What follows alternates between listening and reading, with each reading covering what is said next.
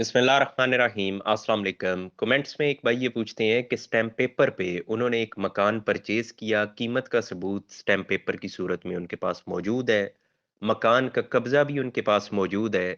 तकरीबन 2 साल गुजर गए हैं, लेकिन अब ये हुआ है कि जो मालिक था असल, उसने वो मकान किसी और को फरोख्त कर दिया, रजिस्ट्री करवा के दे दी है। तो अब क्या हमें अपने पैसे वापस मिल सकते हैं? तो जनाब, इसमें जवाब ये है कि आप पैसों का तकाज़ा ही क्यों करते हैं? ये तो एक कम डिमांड है आपकी। आपके पास तो ये राइट भी मौजूद है कि आप बाकायदा वो मकान अपने नाम डिग्री करवा सकें। अब इसमें होता क्या है? आप बेसिकली ये केस करेंगे कि ये आपने बाय किया हुआ है, आप ही अब इसके ओनर हैं। वो जो बंदा है जिसने बाद में रजिस्ट्री करवाई है, वो गलत तौर पे हुई है, इसके एक्चुअल मालिक हम बनते हैं। वो जब आपने केस करना है तो उसमें ऑब्वियसली आपने उस रजिस्ट्री को भी चैलेंज करना है, जो आपके बाद हुई है, यानी आपके खरीदने के बाद। इसमें मैं बड़ी डिटेल से 2 अदालती फ़ैसले शेयर कर चुका हूँ कुछ टाइम पहले। आप उन वीडियोज़ को भी देख सकते हैं, उनमें मैंने वो फ़ैसला भी शेयर किया हुआ है, डिस्प्ले किया हुआ है सामने।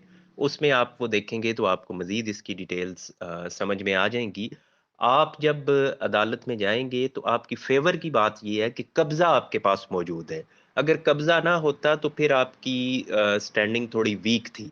अब ये है, कब्ज़ा भी आपके पास मौजूद है, आपके पास स्टैम्प पेपर भी मौजूद है। ज़ाहिर है जो खरीदार है, उससे भी पूछा जाएगा कि जब ये प्रॉपर्टी तुमने खरीद ली है, तो कब्ज़ा क्यों नहीं लिया? क्योंकि कब्ज़ा भी तो ज़ाहिर है उसको मिलना चाहिए था। कब्ज़ा उसके पास नहीं है, उसके पास सिर्फ़ रजिस्ट्री है। आपके पास स्टैम्प पेपर प्लस कब्ज़ा है।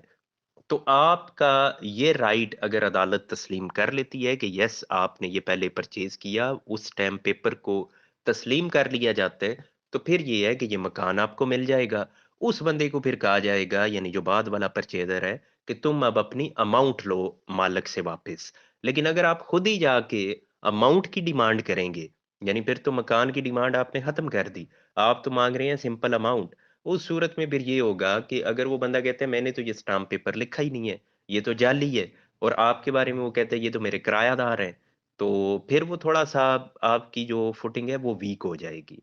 तो बेहतर है कि फिर आप वो डिमांड करें जो आपकी जायज़ डिमांड है, यानी अगर आप ये कहते हैं कि ये मकान हमारा है, तो ये जायज़ डिमांड है आपकी, तो इस सूरत में आप जा सकते हैं। ख़ैर, जब आप इसमें भी जाएँगे तब भी उसने प्ली यही लेनी है कि जनाब ये तो मेरे किरायादार हैं, ये पता नहीं किधर से जाली स्टाम्प बना के ले आए हैं। यही कुछ हमारी अदालतों में चलता है।